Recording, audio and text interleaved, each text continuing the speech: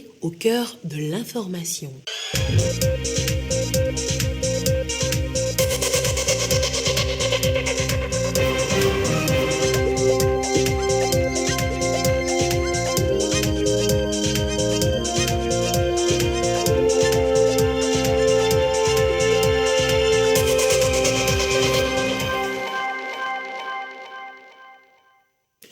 Bonsoir à tous, merci de votre attention. Dans l'actualité ce soir, retour sur le oui de Lomé à Bamako. Le Mali sollicite la médiation du Togo dans la crise avec la CEDEAO.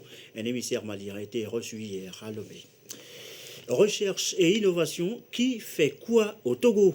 Un recensement sera lancé, une cartographie des inventions à mettre au service du développement. Nous évoquons le sujet tout à l'heure dans le courant de cette édition. Et puis, les grossesses précoces, chiffres alarmants en milieu scolaire. Stop au phénomène, mais que faire? Eh bien, pour l'ONG IADES, tous les moyens sont bons. Théâtre concours pour freiner le phénomène en milieu scolaire. Voilà, madame, messieurs, le sommaire, bienvenue. Voici le journal. Retour tout d'abord sur cette demande de Bamako. Lomé dit oui, une demande de médiation entre le Mali et la CEDEAO. Le ministre malien des Affaires étrangères, en séjour hier dans notre capitale, a été reçu à cet effet par le président Faure Gnassingbé. Rappel de cette audience qui fait l'actualité avec Ulrich Chamega. Le président de la République, Faure Gnassingbé, s'est entretenu ce mercredi avec une délégation malienne conduite par Abdoulaye Diop, ministre malien des Affaires étrangères et de la coopération internationale. Le chef de la diplomatie malienne est porteur d'un message de son président, Assimi Goïta, au chef de l'État togolais. Le président de la République s'investit pour la stabilité, la paix et le retour à l'ordre constitutionnel normal au Mali. Dès le début de la crise malienne, le chef de l'État s'est fortement impliqué pour une résolution par le dialogue et la concertation entre les acteurs politiques de ce pays frère, confronté également à l'insécurité permanente avec des attaques terroristes, tout comme certains pays de la sous-région. Le président de la République est régulièrement consulté en vue d'une issue heureuse des transitions politiques et d'une synergie d'action dans la lutte contre le terrorisme pour la stabilisation de la sous-région. L'audience du oui hier donc à Lomé. Joseph Amécan, bonsoir. Le président Faure Gnassingbé, désormais médiateur dans la crise entre le Mali et la CEDEAO. Personne la forte implication du chef de l'État, Faure Gnassingbé, dans la recherche de solutions aux multiples défis sécuritaires en Afrique de l'Ouest et au Sahel n'est plus à démontrer. Celui du Togo renvoie à deux axes fondamentaux de la politique étrangère du président de la République. Axe 1, préserver les relations de bon voisinage. Axe 2, rester attaché à la paix et à la sécurité. En clair, le Togo a compris très tôt la nécessité de bâtir de bonnes relations avec ses voisins. La géographie et l'histoire nous unissent plus qu'autre chose, disait déjà feu président Yadema, et depuis lors, les acteurs de la diplomatie togolaise mettent tout en œuvre pour que les incompréhensions et les sujets qui fâchent soient réglés dans le dialogue et la concertation. Cette option pour le dialogue et la concertation a permis au Togo de préserver sur son sol et avec ses voisins la paix et la cohésion.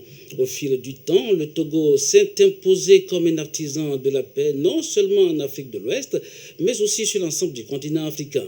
Les exemples sont légion dans l'histoire récente de notre pays. L'accompagnement de la transition au Mali, la recherche de solutions consensuelles de sortie de crise au Tchad, ainsi que la publication de la stratégie du Togo pour le Sahel. Des exemples qui démontrent à suffisance que le Togo est un pays de dialogue, toujours disposé à aider les pays frères à trouver la voie de la paix et de la stabilité, précise le ministre togolais des Affaires étrangères. À ce titre, le président de la République est donc régulièrement sollicité pour la paix, la stabilité en Afrique de l'Ouest et au Sahel. Un engagement qui balise la voie à l'intégration économique et donc au développement de la sous-région. Joseph Amégan, merci. La paix est portée par le Togo depuis le centre d'entraînement aux opérations de maintien de la paix. Une ambulance vient d'agrandir le parc automobile secours de ce centre, ambulance, mais aussi du matériel informatique et du mobilier de bureau. La cérémonie de réception, le récit, Tchazim Labaga. Une ambulance médicalisée. du matériel informatique et des mobiliers de bureau. D'une valeur de 62 600 000 francs CFA, c'est le couronnement du projet de renforcement des capacités logistiques et d'accueil du centre d'entraînement aux opérations de maintien de la paix.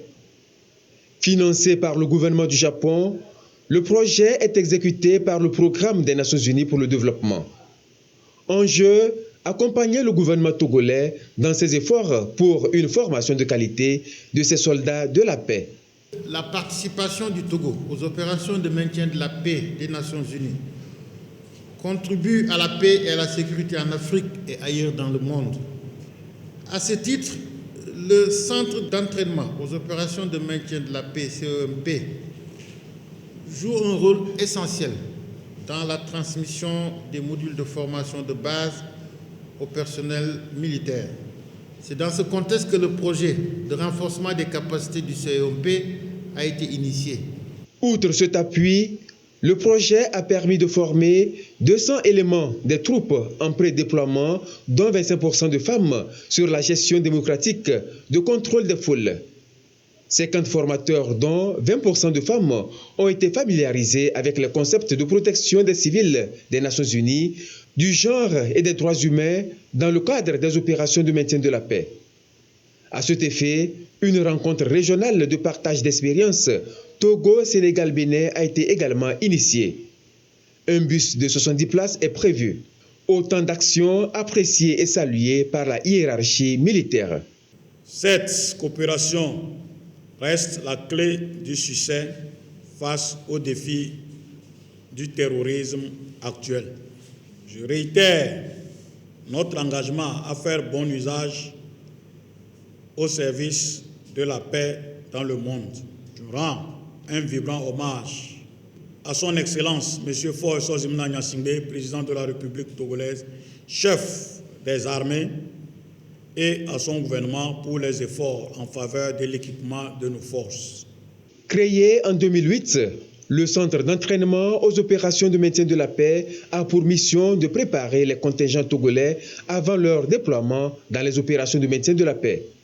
Ils servent également comme casque bleu dans cette mission de maintien de la paix de l'ONU à travers le monde.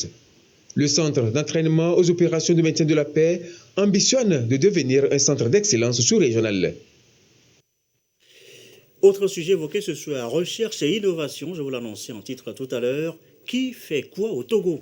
Eh bien, bientôt, une liste, mieux une cartographie de ceux qui font des recherches et des inventions au Togo va être établie. Un recensement sur 4 années avec à la clé plusieurs composantes. Les précisions de Doharé. 3 mois pour mettre la main sur les innovations, recherches et inventions togolaises qui sont encore dans l'ombre. Une cartographie du monde de la recherche et de l'innovation, un monde de talents diversifiés que le Togo veut mettre à profit. Le sondage va relever aussi les insuffisances par rapport aux besoins actuels de la population. Début donc d'une longue réforme dans le secteur avec le projet Variwa. La valorisation des résultats de la recherche et de l'innovation, c'est le grand projet. Donc ce grand projet a un premier volet qui consiste à former une jeune classe de chercheurs qui sait valoriser les résultats, qui va au-delà des publications. Et il y a un deuxième volet aussi de ce projet, il s'agit de mettre en place des structures d'accompagnement de la recherche des startups, des incubateurs. Et le troisième volet, c'est de mettre en relation la recherche et le monde de l'économie pour que le monde économique puisse financer la recherche et la recherche puisse apporter des résultats au monde économique, je veux dire les entreprises. Recherche et innovation au service du monde économique et du développement, le Togo ne peut y arriver qu'en ayant des données fiables sur le secteur. 4 questions se posent alors. Qui fait quoi, comment et pour quelle finalité? Au Togo, il y a beaucoup de chercheurs ou des gens qui aspirent à l'être et qui font des choses intéressantes mais qui ne sont pas connus. Ou alors qui écrivent des idées, qui les mettent en papier mais ne savent pas les vendre. Ou alors lorsqu'ils le font, ce n'est pas toujours en adéquation avec ce que veulent les consommateurs, que sont souvent les entreprises et tout simplement la société civile. Ce qui donc justifie aujourd'hui le lancement de cette grande activité qui vise à non seulement faire le recensement de ceux qui font la recherche, il faut déjà qu'on puisse les connaître. Et une fois ce recensement fait sur le terrain, il faut maintenant que nous puissions voir si la recherche qu'ils font est arrimée avec les besoins des populations et donc des consommateurs. Déjà sur le terrain, un travail de collecte des données préalables se fait. Le processus de recensement mis en marche ne fera que renforcer les actions qui se prennent en faveur de la recherche et de l'innovation au Togo. Et dans la foulée, voici déjà ces candidats à l'innovation. Ils sont des étudiants, ils ont du génie, révélé au bout d'une semaine de projet. Les trouvailles dans ce sujet de Imitienne Agoro, Marie-Thérèse RBD avec Antoinette Omovoro. 10 jours à donner forme à leur génie. Chaque groupe a fait preuve de création. Pour l'ascenseur, on a eu l'idée de notre établissement ESIG. Ce sont nous les étudiants de la génie électrique qui sont capables de travailler en automatisme, en électronique, qui peuvent réaliser cet ascenseur. Du génie électrique, voici le génie mécanique. Projet de la conception d'une décortiqueuse de noix de cajou automatique. C'est une machine qui permet de décortiquer, de séparer l'amande de la coque de la noix de cajou. Donc elle est assez productive et elle permet de faire très vite le travail et de vite remplir la commande. Toujours pour révolutionner l'agriculture, les étudiants font preuve d'inventivité. Notre projet, c'est le drone automatique solaire à value fixe. Ce drone pourra éventuellement faire des livraisons à plus de 2000 km à la ronde. Ça pourra aussi permettre d'arroser les champs. ESIG Global Success révèle ainsi le talent de ses étudiants lors de cette présentation de projet. Quand nous parlons de l'adéquation formation-emploi, il faut donner l'occasion, la chance aux étudiants de toucher du doigt le métier qu'ils sont venus apprendre. Ce n'est pas la qualité du projet qui me préoccupe, ce n'est pas la grandeur du projet, c'est l'engagement de chaque étudiant à donner le meilleur de lui-même. Des projets conçus qui n'attendent que le financement pour être matérialisés. Ces étudiants en ont plus que besoin pour s'affirmer dans un monde où évolue sans cesse l'entrepreneuriat. Également dans l'actualité, Wezu Lim. Eh bien, c'est un projet d'accès à l'eau potable. La demande, vous le savez, reste forte pour les populations, celle des préfectures AV et Zio par exemple. L'ONG IADES vient en renfort aux efforts du gouvernement. Qu'est-ce qui va être concrètement fait? Eh bien, les précisions, c'est avec Ilori Chamega. De 25% en 2015 sur le plan national, le taux d'accès à l'eau potable est estimé en 2019 à près de 70%. 11 600 forages équipés de pompes à motricité humaine ont été réalisés en milieu rural et 3 200 réhabilités grâce aux initiatives du gouvernement. Des actions auxquelles l'institution d'aide au développement IADES et ses partenaires veulent apporter leur contribution.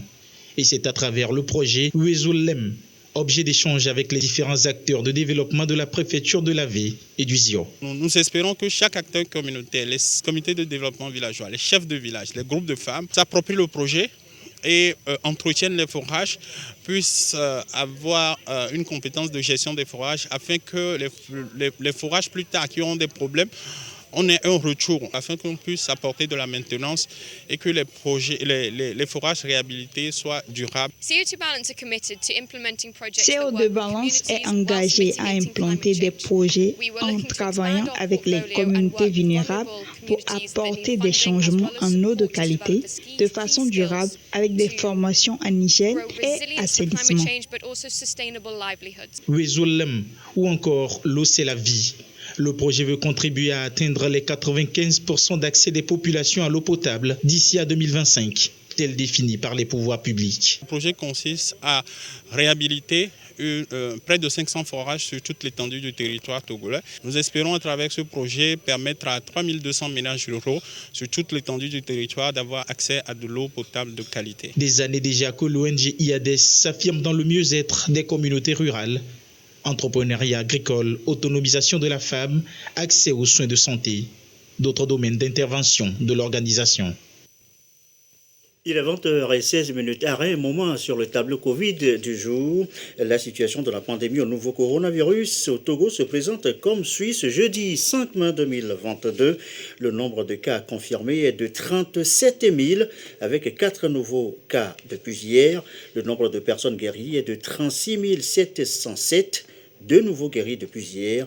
Le nombre de cas actifs est de 20 et le nombre de décès est de 273. Chiffre rendu public par professeur Moustapha Midiawa, ministre en charge de la Santé. Santé encore, le saviez-vous? Eh bien aujourd'hui 5 mai, c'est la journée des sages-femmes sous le thème santé maternelle, les néonatales, les défis de l'heure. En filigrane, vous verrez donc les images tout à l'heure, le bien-être de la mère et de l'enfant. Les sages-femmes du Togo en association ont élu un nouveau bureau. À l'occasion, la mission redynamiser leurs actions et mieux accompagner les femmes enceintes jusqu'à un accouchement sans trop de risques. Nous reviendrons sur le sujet avec plus de précision dans nos éditions à venir. Et on se souvient, il y a 1 an, une naissance, que dis-je, des naissances en un et un seul accouchement ont fait le buzz dans le monde entier. Eh bien, les nonuplés maliens fêtent depuis hier le 1er anniversaire. Ils sont tous en bonne santé. Vous les voyez là sur ces photos, toujours au Maroc, au bon soin de leurs médecins. Ils attendent leur retour au pays. Ces bébés nationaux du Mali sont nés d'une grossesse par césarienne le 4 mai 2021 à Casablanca, au Maroc. Mais attention, jeunes filles, attention aux grossesses précoces. Constat malheureusement en milieu scolaire. Néanmoins, pas question de laisser faire. L'association Prunelle du Togo multiplie les campagnes de sensibilisation. Le cas ici, dans la V, vous allez le voir, au moyen d'un concours de théâtre. Le récit, Sandra Boucher, avec Hilary Chameka. Au Togo, le nombre de grossesses précoces prend l'ascenseur. 53% des adolescentes en milieu scolaire tombent enceintes et 70% abandonnent de ce fait les études. Nuépé et Aképi dans la V subissent aussi la vague et l'association Prunelle du Togo part en guerre. J'ai voulu lancer ce cri d'alarme dans notre préfecture AV ici, lutter contre les grossesses précoces, interpeller les autorités sur place, parce qu'il est difficile de voir une jeune fille de 18 ans dans la préfecture d'AV qui n'a pas encore 2 enfants. Ce concours a mis en compétition 4 écoles de la zone, CEG Nuépé Aképi, Patmos, Deo Gracias et CPP Mokoko. Le jury a plus apprécié le travail créatif et le talent des jeunes élèves du CEG Patmos. Étant gagnant de ce concours, je vais dire aux autres écoles de prendre courage, que ce qu'on a fait ici, ce n'est pas leur souhait de ne pas prendre la première place. Les 4 établissements n'ont pas démérité, mais la remarque que nous avons faite au niveau du complexe scolaire Patmos, c'est qu'ils ont mis un accent particulier sur l'abstinence et non l'utilisation des méthodes contraceptives. Il fallait un gagnant, mais sinon, tous les compétiteurs ont su, à travers leurs pièces, passer le message de sensibilisation. J'ai retenu que quand on est à l'école, il ne faut pas tomber enceinte. Le sketch a dit non aux grossesses précoces. L'association Prunelle du Togo existe depuis. Elle s'illustre dans l'éducation des jeunes filles et accompagne les parents dans l'éducation sexuelle de leurs enfants. Voilà, message apparemment bien reçu par ces élèves. Dans le reste de l'actualité, ce nouveau coup de filet de la police nationale, un réseau de présumés braqueurs, voleurs, gros bras sous les verrous, opération du GIPN, groupement d'intervention de la police nationale. Jeudi dernier, il y a tout juste une semaine, les faits, le récit. L'exploitation de ces déclarations a permis d'interpeller 20 individus jouant chacun un rôle dans le réseau. La suite des investigations va établir que tous ces individus, dont 4 sont des repris de justice, appartiennent à un réseau de braqueurs. L'un de leurs modes opératoires consiste à positionner des jeunes filles dans des coins de rue pour appâter leurs victimes. Dès que celles-ci approchent les filles pour une discussion, ces braqueurs surgissent de l'obscurité pour engager une bagarre et profitent de l'attroupement pour soustraire leurs objets de valeur et leurs engins. Un autre mode opératoire consiste pour ces malfrats à identifier des motos dans des domiciles et à revenir les chercher dans la nuit en utilisant des clés communément appelées mastaki. Lors de la perquisition au domicile de ces malfrats, il a été découvert des treillis militaires, des machettes, des couteaux, des marteaux, des tournevis, des téléphones portables, des joints et graines de cannabis, des appareils électroménagers ainsi que des motos. Les motos volées par les membres du réseau sont revendues à des receleurs au Ghana et au Togo au nommé Appoint Don Bosco, de nationalité nigériane, qui les vend en entier ou en pièces détachées. Ce dernier dispose d'une forte équipe de 6 personnes chargées de mettre les motos en pièces et de changer les habillages avant de les revendre. Les fruits de cette activité criminelle lui ont permis de construire une grande maison. La perquisition à son domicile a permis de saisir 3 motos volées, 8 moteurs de moto et 31 plaques d'immatriculation. Interpellé, ce dernier a reconnu avoir acheté une dizaine de motos des mains de ces malfrats. Un autre receleur du nom de Appoint Commis non seulement achète des objets volés auprès de ces bandits, mais il les utilise comme des gros bras dans les affaires de terrain. Il a été retrouvé en sa possession un véhicule de marque Chevrolet sans immatriculation et sans pièces. Vu les multiples cas de vol de voitures enregistrés ces derniers temps, les investigations se poursuivent en vue de déterminer s'il ne s'agit pas d'un véhicule volé au Togo ou dans un pays voisin. La suite de l'actualité, avoir un prêt auprès d'une banque, un parcours de combattant la plupart du temps pour beaucoup de clients, une situation à revoir. Un forum s'ouvre à Lomé ce jeudi et plonge justement sur cette préoccupation depuis donc le matin. Qu'est-ce qu'il faut en attendre? Eh bien, les précisions avec Christine Pétieki-Aloudet.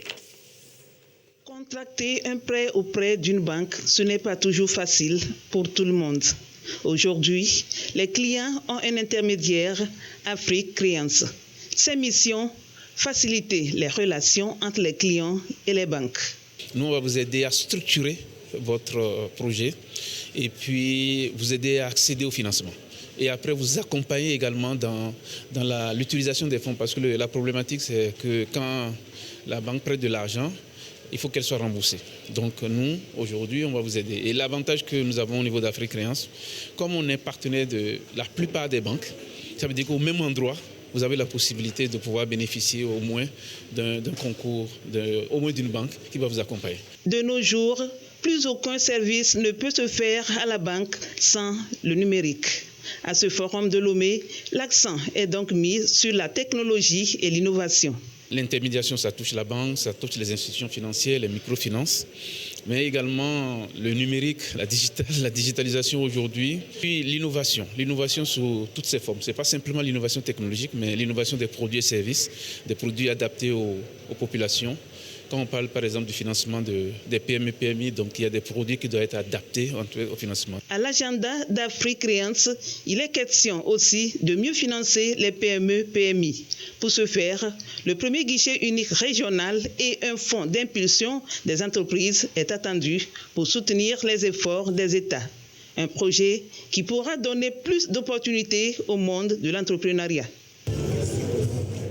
Sport du football, rideau sur les championnats universitaires, édition 2022. Apothéose hier, mercredi, avec la finale. L'affiche Faculté des sciences de l'homme et de la société opposée à l'École supérieure des affaires du Togo. On refait le match, les médailles après, juste après. Sonia Mendipo. Et c'est carrément incroyable. Et bien sûr qu'au début, les gens n'ont pas cru à nous.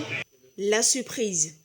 L'équipe de la Faculté des sciences de l'homme et de la société, FSHS, sacrée à l'édition 2022 du championnat universitaire du football. Au début, on a essayé de commencer comme toutes les autres équipes, mais au fur et à mesure, on a su remonter en puissance. Je pense qu'aujourd'hui, on a mérité cette coupe. On est champion! Une victoire remportée 1-0 face à l'École supérieure des affaires du Togo, ESATG, 19 minutes après la reprise de la deuxième période. Cette année, un de nos principaux objectifs était de valoriser ou d'encourager la pratique féminine du sport. Et nous avons pu avoir une grande participation féminine dans toutes les disciplines. Et aujourd'hui, nous pouvons dire que nous sommes satisfaits. D'autres disciplines sportives ont également disputé leur championnat universitaire en 2022. Il s'agit du lancer de poids, du sprint 800, 1500 et 100 mètres hommes et dames, du handball, du basketball, du volleyball et du football féminin. Et voilà, une victoire un peu à la réelle. Enfin, cette autre compétition, le BPC Sport, pour les candidats à l'examen du brevet d'études du premier cycle. C'est aujourd'hui à l'épreuve plusieurs disciplines. Un reportage de Immaculée Baoué-Abalou et Clarisse Aticlé. À l'épreuve du BPC Sport ce jeudi, ils étaient plusieurs élèves en tenue de sport au collège protestant. Parmi les candidats, Mario, au départ du saut en longueur. Depuis le matin à 6h30, nous étions ici pour les échauffements et les profs étaient tous là. Pour la première position, nous étions allés pour faire la course de vitesse, le saut à longueur et l'oral. Au choix, pour Masson, l'épreuve de vitesse et du saut en hauteur, la voici avant l'épreuve de l'oral. J'ai bien fait, je pense que j'ai bien réussi. Je compte avoir un peu de points ici pour compléter certaines épreuves à l'examen. J'ai pris 3 différentes disciplines. La première est la vitesse, la deuxième est le saut à hauteur et la troisième l'oral. C'est une épreuve née de la pandémie Covid-19.